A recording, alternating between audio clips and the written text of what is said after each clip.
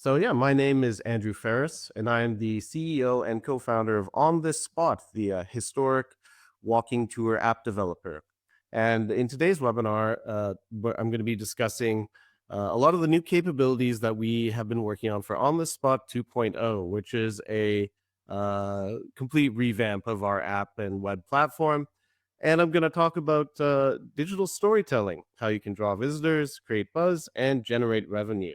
And I think, I guess my aim here today is that by the end of this, you'll have a much better idea of how you can use digital storytelling to bring your sites to life. You can increase engagement, and you can just make experiences accessible instantly to visitors of all kinds. So, who is this webinar for today? So, and hopefully that goes away. We are because at On the Spot, we've been working as a tour developer, a digital app tour app developer for 10 years now. We launched in July 2016, so we'll be coming up on our 10th birthday just this summer, which will coincide with the launch of On the Spot 2.0. It seems kind of fitting. But the people that we work with a variety of different organizations across the board. We've had over 100 partners across the country, and generally they fall into one of these categories. Either they work in tourism, they are museums and heritage societies, there are BIAs and chambers of commerce, there's municipalities, municipal governments, and their attendant economic development offices, and of course Indigenous groups as well. And what they all have in common at base is they are looking to draw engaged visitors. They have places that they want to market, and they want to get people there. They want people to be aware of it, and then once they get there, they want them to have a good time. And so that is something that we've been working on, helping them with for these last 10 years. And we have learned a lot along the way and developed a lot of special capabilities and everything. Quite features and capabilities. We've also kind of come to understand a lot of the issues these organizations face. Um, and so today, I guess the challenge for today's visitors are identifying them, who they are, and figuring out how to get them to become engaged, to visit and be engaged while they're doing it. And so, just in light of recent political developments, I guess not just the last year of the kind of Buy Canadian movement in Canada that has been really causing people to lean into domestic Canadian tourism, but also just the upcoming, there may be the summer may have some higher gas prices, and that may lead to contribute to a sort of a scenario a little bit like, I guess, 2021. So I just was going back to our 2020, and I was just going back to our a webinar that we gave in 2020 just to think about what happened with tourism then, and it was a large increase in domestic Canadian tourism, and that is something that we are very capable of helping organizations market to. We're specifically, very well attuned to allowing Canadian organizations and Canadian placemakers to market to Canadians across the different provinces and within their own province as well. Canadians visitors also, since we started in 2016, I think a lot of people were unfamiliar with apps. They didn't really use apps for that many different capabilities. It was something that was more the I guess the market for it, or the demographics were skewed much younger, and where people didn't use them as much for trip planning and stuff like that. However, since then, obviously, apps and online tools have become just crucial for helping get the word out and about your places and your experiences, and also creating those experiences when you're there.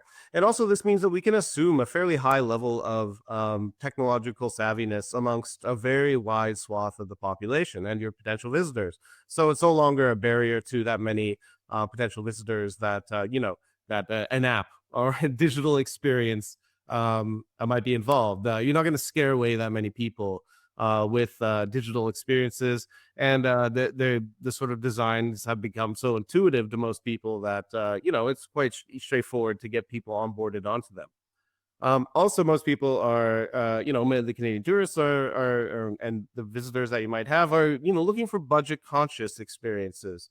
I think a lot of the time, people are hoping to, have a meaningful experience that is not, that is budget conscious. I think that, kind of goes without saying. And so what we offer is a digital platform that is free for the users generally, although, we are also developing partnerships where we're able to charge for that and then cater to partners where they want to charge within our platform. And but it's still a very cheap experience, and it also is once you are, for the user, and also as a tour operator or a placemaker, it's something that you can, once it's kind of turnkey, once you develop one of these digital solutions, it doesn't require a lot of you can kind of leave it running, and it's there, and you can it's very budget conscious on your end as well. Another challenge for today's placemaker is, once you have identified those visitors, is engaging them. And as I said, what they are looking for, what visitors are looking for today, are immersive and meaningful experiences. And these are ones where they're able to really engage with the culture, the history, the heritage of their surroundings, and learn about the communities that they're visiting, and really come away from it, feeling enriched and stuff. They also want to, today's visitors also want to be able to share their experiences. And this typically means doing it online. And you see, the proliferation of these selfie signs as a sign of that, where, whenever someone comes to a community or a city, they will take a, they wanted pictures somewhere where they can take a picture to show that they were there.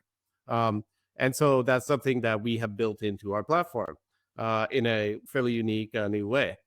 We also want to make sure that it's easily accessible for these visitors, so that they're able to be able to quickly find what they're looking for, which is very easy to do with online, because most people will instinctively look online for whatever they're looking for. And as we see here, just, I don't know, the growth of e-commerce versus brick and mortar. E-commerce is taking off at the expense of brick and mortar. I mean, not, at least it's not it's flat, but but the rise in e-commerce means that it is and the rise of kind of just the use of the internet means, like, people will go to the internet and online to look for those experiences. And also, if they're walking around and stuff, say printed materials and stuff like that make it are, they're, one, more expensive to produce, and two, they're a bit of a barrier to entry. People are just used to accessing things through their phones, and they have, unfortunately, shorter attention spans these days. So the key is to cater to those shorter attention spans, not just by dumbing things down, but by making them easy to find, and able to, and easy to engage with, and also just really engaging and immersive, so that people are very excited to, once they find something, they do dig into it, something that is of interest and, exciting and new. They're not just scrolling through it. So that's another, these are other capabilities that we built. So with all that in mind, what are our solutions? What does On the Spot do? So I know a lot of you will be familiar with us. I see a few of our partners here from that we've worked with in the past. Hello, Beth. Yeah, so this will likely be a review for anyone here who doesn't know what we do. But what we do is we create or host engaging and interactive tours on our app and website. So that's what kind of one thing that really sets us apart from any other platform, is that we have a team of really skilled photographers, writers, and videographers and editors and developers who work to build these tours. We go and do site visits at these communities, and then build really engaging and exciting experiences for our partners as well. But we also can just host material tours that you have as well. And we have a very straightforward. We're just launching and finalizing a content management system and a portal that really allows our partners to just very seamlessly and easily control, update all the content, all the tours and content that they have on our app. Our bread and butter since we started in 2006 have been then and now photography tours. My background's in history. I've always been extremely passionate about history, and this started as a history travel blog back in 2013. However, since then, we have expanded just from then and now photography based tours, and I'll show you just in this video here in a sec what that entails. But we also do audio narrated tours. We develop videos that go with each stop on a tour. We do driving audio, hands-free audio or driving audio tours, as well as museum audio guides or just written guides. We do 360 photography so that we can create virtual tours that are of indoor spaces, in a museum or outdoor spaces, or even using a drone. We can do 360 virtual tours that are based in the sky, which allow us to do like a 360 virtual tour of an entire region, which is something that's really cool. And we also, my partner, my business partner Chris, is our CTO and co-founder. He is an extremely talented developer, and so we've also been. He's the last year. He's been developing several new apps for different partners. The process of which allowed him to develop a whole range of new capabilities that has led to the development of On the Spot 2.0, because we've rethought everything from the ground up and we're porting many of those capabilities into our app. One of those apps that we developed was a scavenger hunt app, and now we have kind of having gone through all these different scavenger hunt apps that are available. We have developed a really cool and capable gamified scavenger hunt system, and we'll be rolling that out this June, on June 14th. And so, but this is our app as it stands now. And I hate to keep doing these webinars where we're using the old one, but basically, when you open the app, you doing the old one where we are just about completely rethinking, relaunching all of the app, and so the user interface is going to change. However, the fundamental building blocks are still going to be there. Basically, there's a city list with one of our 100 partner communities. Each one has its own section within the app. The city list, and it's also on a map, and they're all sorted by distance from the user. Now, we have about 70,000 users, and what this means is that by sorting all that distance from the user, we're able to, whenever someone opens the app, say they're I'm in Vancouver. So if someone opens the app in Vancouver, if there is someone then, where we have thousands of users, because, this is where we started, and we got an awful lot of press, and we developed 12 different tours. Once someone opens the app here, they go down the city list, then they can see what other communities are nearby. And so, they'll see, oh, there's stuff in White Rock. They have tours in White Rock. They have tours in Steveston, which is one we just launched in partnership with the Steveston Historical Society. There are other places around, so that it's a really great way of getting, going back to that domestic tourism angle. It's a really great way of showing people what's nearby them. Once we get them on the app, then we're able to kind of show them that, well, this is Canada wide. We're in all 10 provinces. And so whenever they're traveling Canada, this is a great accompaniment that they can, wherever they go, they will have very high quality tour experiences, digital tour experiences. And so with each of our cities where we do the then and now photography, I create some of these cross-faded images, I call them, where we blend then and now. And we use these as marketing. Our partners also sell them in their gift stores. Which are popular. We can do all, we put them on postcards, that kind of thing. And the prints of these are sold in a number of stores in Vancouver. And then you can kind of see what kind of tours we have. Now, all the ones in Vancouver we have right now are then and now photo based walking tours, which are the ones we started with. This one we developed, our writer Alexa Dagan developed it for um, the Downtown Vancouver Business Improvement Association. And at every stop on the walking tour, you're at the location where a historic photo was taken. So you can reshoot a then and now photo, compare past and present. And then we write a series of text to go with it. Now there's, the top text, which is more, it's like a caption, right? An introductory text. And then if people want to dive deeper into it, they can. There's also this camera button here, which I will, I think, get into momentarily. Um, but returning to getting ease of access, how to solve that problem. Now, the ease of access thing is where how do you get people once say you build this build a digital tour experience, no one's going to know about it unless you market it. And there's a variety of ways of doing this, online advertising and stuff. But what we have really developed lately and focused on lately is QR code integration. So in Duncan is Vancouver Island is a city with a collection of 40 totem poles. So we developed 40 videos to go with each of these totem poles. And as you can see here with our partners in Duncan, they put a QR code on each of these totem pole plaques. And this is an enormously effective way to dramatically boost engagement. This launched in October, November of last year. And just in that time, we've had 1,800 downloads result from these QR codes, which is very good, especially outside of the tourism season. And outside of, we haven't done any marketing on like, online social media or anything like that. I don't believe they have, much either, aside from a couple posts that will come this year.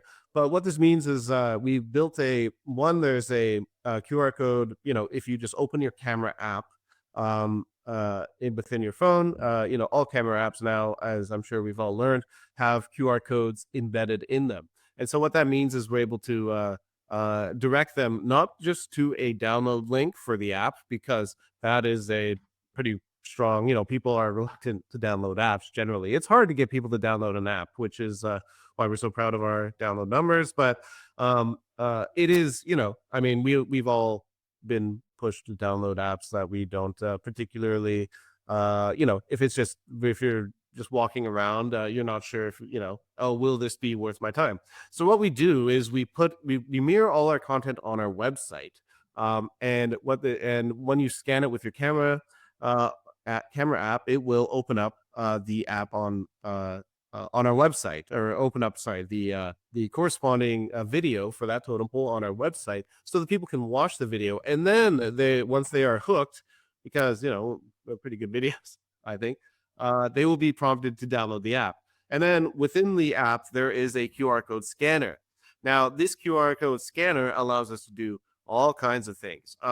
One, it works for museum guides inside museums, where if you have an audio guide of a museum, you can scan a and you can scan it throughout the museum. And sorry, I just have a question. Do you offer any supporting marketing like QR stickers to refer people back to the app? Yeah, absolutely. So that's actually just one of the things that we offer all our partners is we have marketing templates for table tents, posters, all kinds of different. The table tents haven't proven that popular. They haven't really come out, but we designed them. We have a bunch of templates, and we have a QR code generator, or we generate QR codes now, so that within our CMS now, we allow all of our partners. So if you want to, you can generate QR codes for any specific spot. So if you're in our app or in our CMS, our partner can just, they can go ahead and develop a CMS. Develop the QR code, generate it, and for any specific spot. We can also do this for unlocking content. Now, I see one of our So in this sense, so QR codes also can be included as stops in scavenger hunts. So with the scavenger hunts that we've developed, which I'll get into, but you're able to say one of the things you can do is put a QR code out in, hide it somewhere, or require that someone goes to find a QR code and scan it in order to proceed to the next spot in the tour, or in the scavenger hunt. This works both as a geocaching type experience, or if you are partnering with local businesses and such, and you can, have them have the QR code, and you can require people taking the scavenger hunt to go into the business, engage with them, and scan the QR code.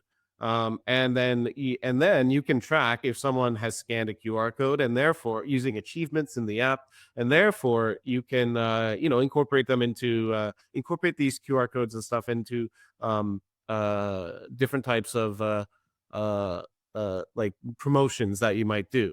One of our partners, well, I guess I'll get to that in a moment. But once again, going back to the 1,800 downloads in Duncan, this also means just a constant stream of traffic. There's no cost involved in keeping these up, unless, I don't know, someone vandalizes them, which seems unlikely. But once they're up, they're up. And the QR codes aren't going to change. I know frequently I'll come across QR codes that are out in the wild, say on, about a neighborhood's organization will put up, here's what happened on this spot. And I'm like, oh, well, I'd love to know. So I scan it, and it leads to a dead website. So that is not good, I guess. I don't know how that happens so often, but it seems to happen in about I can think of about 60% of the cases where I've done this. I'll always check.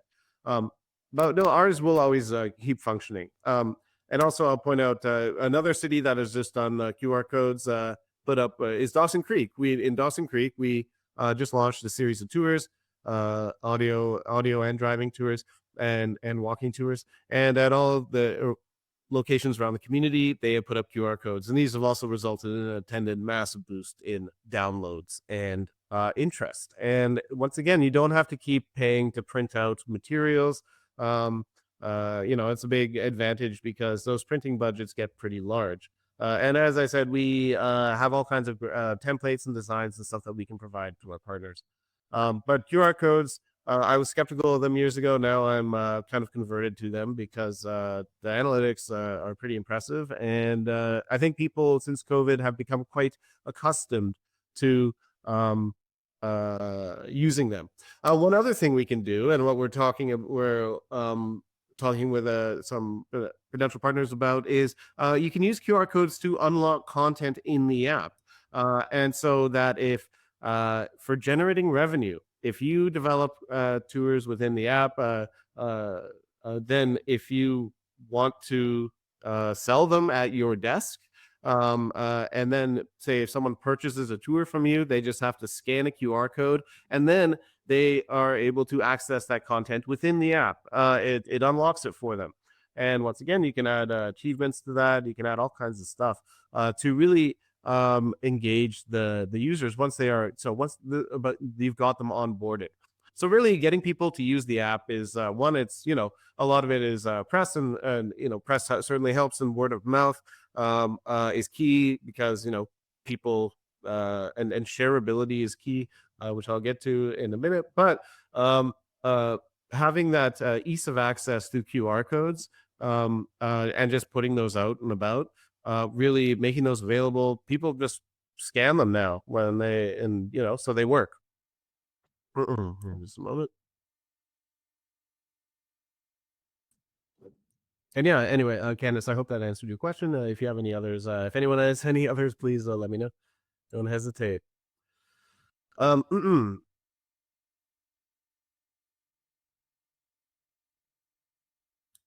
Another question. What is the baseline definition for tech savviness? Knows how to download an app, create a login, etc. Yeah, I'd say so. So I'd say the baseline definition is, say, like, mostly of what baseline is. Like, baseline would be I think of it as being able to operate email. Most people, and like Google services, basic Google services. So mapping, people know how to use mapping. People know how to use basic menus and stuff like that. navigation through an app. And what we've done is we rely on, Google and Apple. They create a voluminous kind of guides, principles of design. Sorry, I have this bookmark somewhere, but it's like principles of the app design type um guides that are allow you to show, okay, here's how to indicate, say, that this is a should open a new window. You give the button this color and this kind of shadow and stuff, and then this size relative to that size. And so we follow all those in order to make it so that it is intuitive, so people know how to use any basic app, but it's not going to be surprising, it's not going to be overwhelming, as we try and aim for a fairly minimalist design in the app design. And so I think the baseline definition of tech savviness is, yes, downloading an app. A login is yes, it is important, but we it's not required to use our app. We do try and get people to log in once, and we kind of use that as an upsell, because most people, like, we had a login, we have a login button. Like 95% of people don't create an account because there's not really any upsell to it. But now that we are tying logins to, say, tracking with all of our new capabilities, such as gamification, achievements, all that kind of thing. If you want to be able to have that, or and also downloading offline, each city is, because the whole app is very large size, so we make it so you can download for offline use each city at a time. Well, if you want to be able to track which ones you've downloaded, or which users, and if we are paywalling those, if our partners have us paywall them, and then we to derive revenue from them, we need to be able to track who can uh make sure that, or who has downloaded what and paid for what. So we are anyway, so yes, we have like that, like creating a login is probably part of it, but not required. But yeah, it's I think just being able to use a map, being able to navigate around, and then the basic functionality, I think, is can be assumed in the vast majority of cases now. I think most people know how to use that. And yes, and for translation services, for what translation services do we offer? We offer, so we basically we have on our team French translator who also does doesn't just she's great, she's in Quebec now, but she translates to French for us, and also into audio for French. We have a Chinese translator that we've worked with in Toronto, that has been a partner of ours as well. And we have German translation and Spanish translation. So we hire actual translators to do the work, the translation work. We haven't done any AI stuff or auto translate anything. So we are confident in it. And yeah, so and then another question. I'm getting a lot of great questions. How much does it cost to become a partner with you? Well, so it's we're basically very flexible, depending on the organization. As a nonprofit, we make it a much more yeah, like we kind of are trying to develop a micro tier, and I guess I'll get to that at the end, for smaller communities. But yes, but for now, so we're turning to, like, get it, when you're going to those visitors, you want to create emotional connection with them. And so we found that actually the then and now photography is an enormously effective way to get people to create an emotional connection with the past that surrounds them. What it does is it, I don't know, like, if you once, whenever we post our pictures online, a huge number of the responses are either, like, oh, it's so sad what's been lost, or, oh, like, it's amazing how much has changed, or how little has changed. So we built a then and now photo camera. So you go to the spot on the map that shows you where spot was. You can line up the then and now photo as best you can, and it works really well when you put them side by side. Take the photo, and then so here's the old photo. Here's the new one from the same angle. Not my best new. Anyway, I was just out taking a photo. Yeah, well, this is an older one, but anyway. But as you can see, they line up really well, and this is this is something that people can create for themselves, and within the app. And then we want them to increasing that that experience of emotional connection to the past, and also shareability is being able to create those crossfade images themselves that we want users to be able to have. We want people to be able to effectively superimpose themselves into historic photos.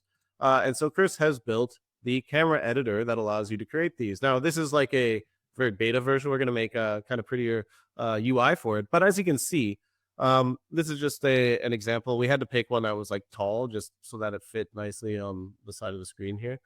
Um, it'll be more landscape. Anyway, there'll be enormous range of possibilities here. As far as I'm aware, no one else. I know I've never seen anyone this tool done anywhere else. Where you can create your own. You can share these, and we want people to be sharing these. We're going to promote them really heavily. So in every community we do hundreds of them in our photos. I'll go out and reshoot them, but to date, we just have right now this this camera aspect of it. The editor is coming in June, and but through all the hundreds of cities, thousands of then enough photo sets we've done, in expectation of one day being able to do this, we've already identified all the best kind of then and now photo spots in each city, and so we're going to really push people towards these in the app's UI, and we're going to create achievements, and we're going to try and promote sharing of these, and also allow people to share them within our app. We want people to create digital souvenirs of their experiences. We want our partners to be able to sell, if potentially like they can sell like these as prints or something. Sort of like when you go to a say like ride the log ride and pay for a picture of it afterwards. It's just another tourist experience. It's a new kind of sharing, and for Instagram, it's Instagrammable, and it's like, I don't know, no one else is doing it as far as I'm aware anywhere in the world. I mean, someone might be, but I'm not aware of it. So we're really excited about that. Another one, and then of course I alluded to scavenger hunts. So Chris built this.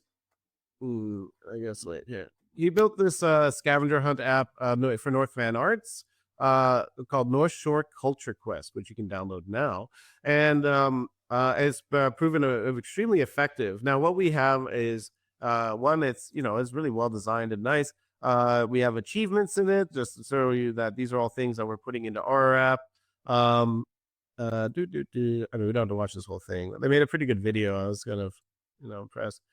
We broke everything down into different quests and different neighborhoods along different themes, which is once again something that we'll be doing a lot more of with our app. We're not just a history app. We have public art tours. We have tours of about anything that you'd want. Trail tours. It's not just anything that you'd like to cover. All kinds of if you're trying to get people to go to a place, you have a story to tell. We can cover it, and we can also scavenger hunt it. So the questions that we're doing with scavenger hunts is, as I mentioned before, it's not just, let's say, multiple choice, which is what most scavenger hunt apps are. But we've incorporated the QR code scanner in there so that, if you want to hide QR codes out there, you can make it entirely a QR code based, kind of geocaching type scavenger hunt. You can, and then another is then and now photo based. Now, this is really fun. So hopefully, I think they show it here. So basically, is instead of having it so that with the then and now with our walking tours, you see we put the then and now photo camera in this app as well. But the idea is you get a radius on the app and of an area of say like 200 meters, and then it's a historic photo, and it's like find out where the historic photo was taken in this and you have to reshoot it from the same angle, and so people can walk around and explore and try and figure out what was once where, and we're able to take it so that we're able to make it so that you only get the question right if you're standing within about a 3-meter radius of where it was actually taken, and then you get that answer right. And so it's like a I don't know. That's like a cool other tool. We also have, fill in the letter, the word, and I think those are the main types of scavenger hunts answers. I think there might be one more, but anyway, we're kind of trying to just like Chris has just wrapped up designing this for our app now, and we're trying to cover every base because we looked at all the other scavenger hunt apps out there, and we're like, we can do better. So we're really excited to roll this out.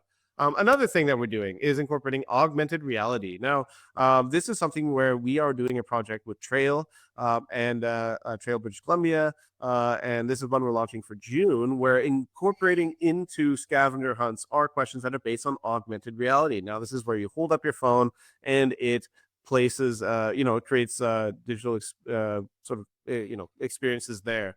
It can be QR code activated, but also like there's even mini games that you can create within the within the augmented reality space. Now, this is all being designed by a Montreal firm that we're partnering with as part of this project called ARify.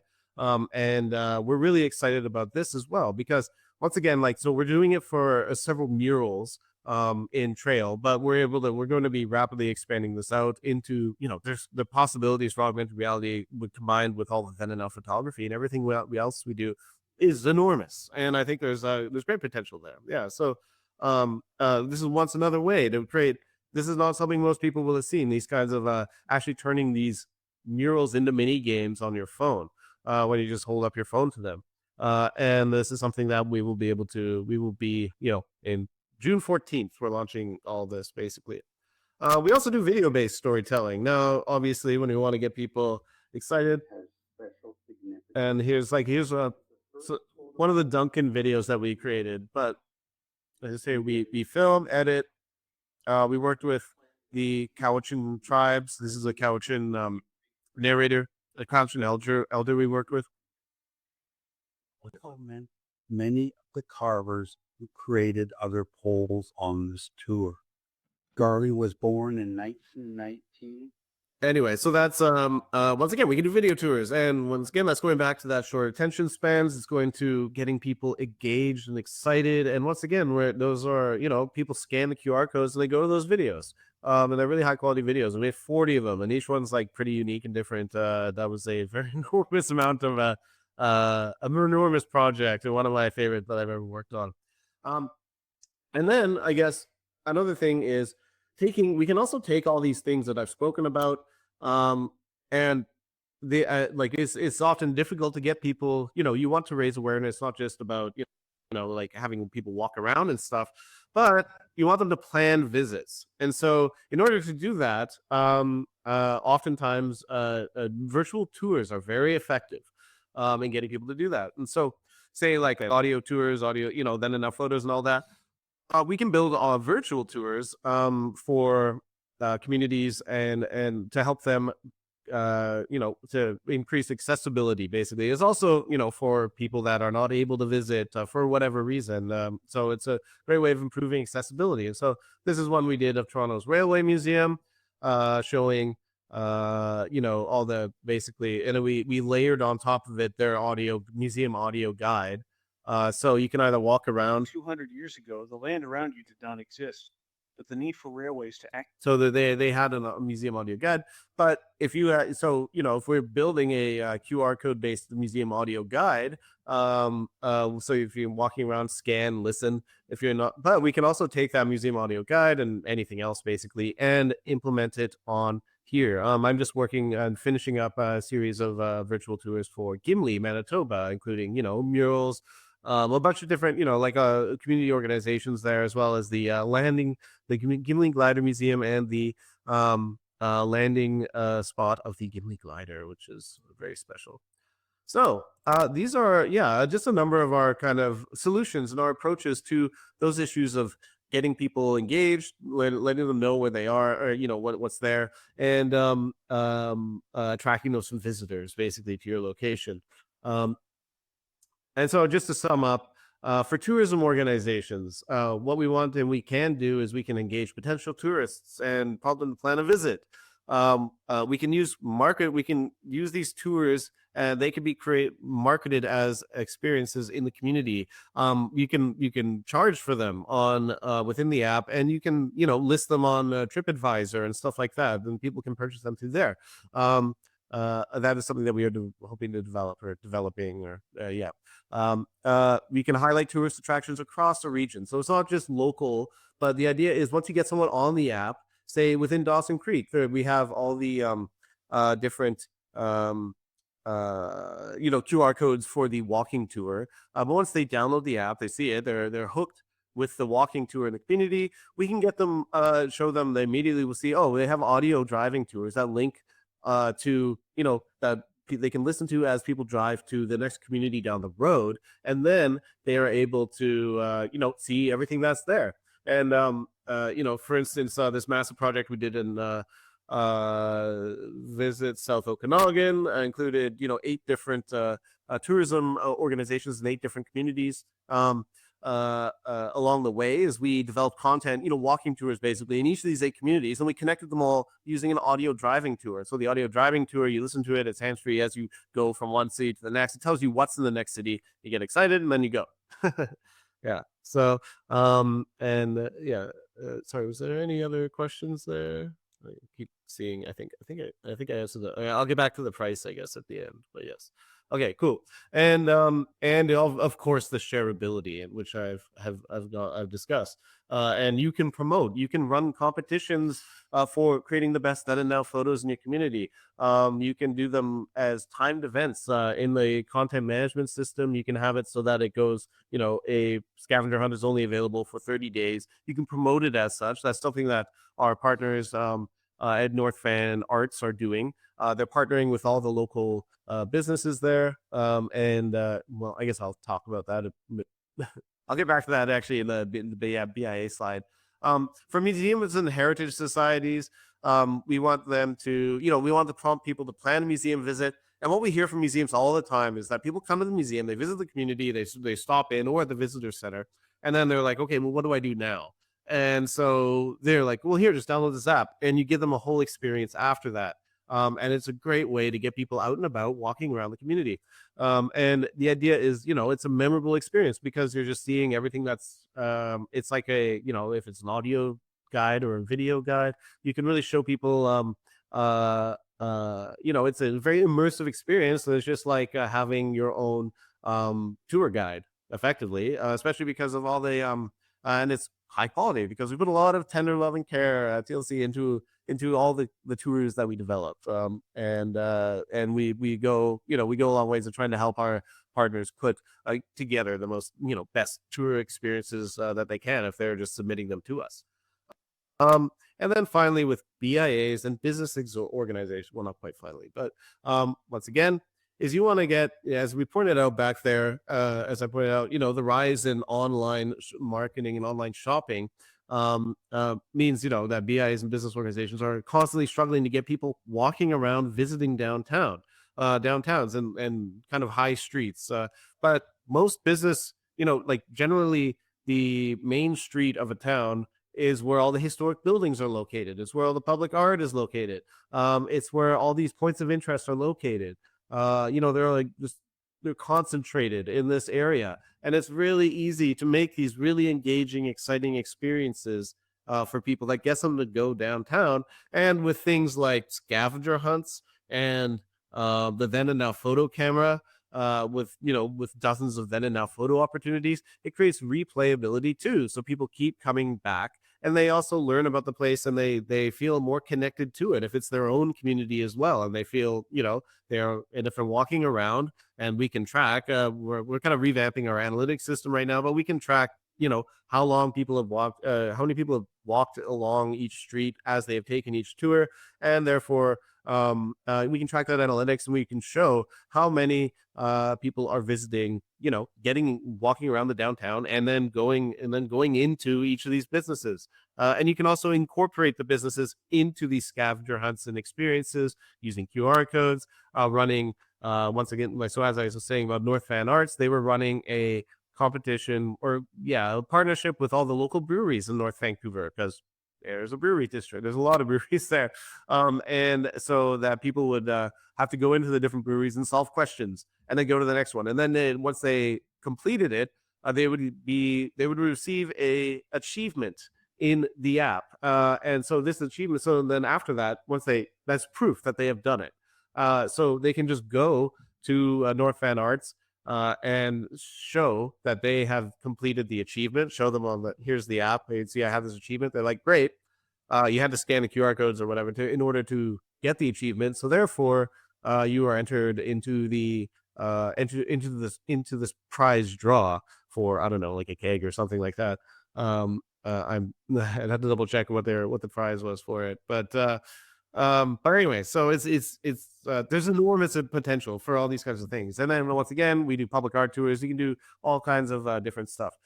And then for Indigenous organizations, now these are some of the biggest and most recent projects we've worked on, mostly on Vancouver Island, with the Snuneymuxw First Nation and the Cowichan tribes. But the projects we developed for them were opportunities for knowledge keepers to share their people's stories in their own words. So Arkin doesn't, go and like, it's everything is, it's not our place to say share the stories for them, but we just give them a platform in order to share it, and we help with developing all the different kinds of, video and audio and stuff like that. We were able to showcase Indigenous artists, businesses, ongoing initiatives, and like it's just really good for. It's also like a major aspect of tourism. I think it's helping other Canadians as well as visitors learn more about the Indigenous people and their connection to the land. So these Indigenous organizations, they have been some of the most rewarding partnerships that we've done, and really cool, and learned so much. So I don't know. I hope we get to do more of them. But yes, so that pretty much sums it up. So thank you. Yeah. So what I'd say is I'd love for all of you to think about how digital tours can enhance your offerings.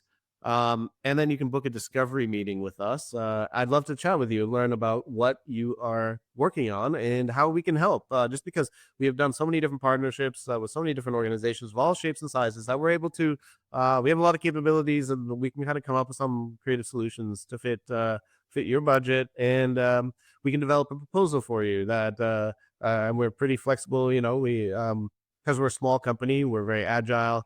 We're not very hidebound, I guess, and we're also very good at bringing in community stakeholders. A lot of our partners will have 4 or 5 different community organizations working with us. So, So I hope that was informative. I hope I was able to help you get excited about doing some digital tours, and how showed you some of the ways that we can help with that. So yeah, I think I'll be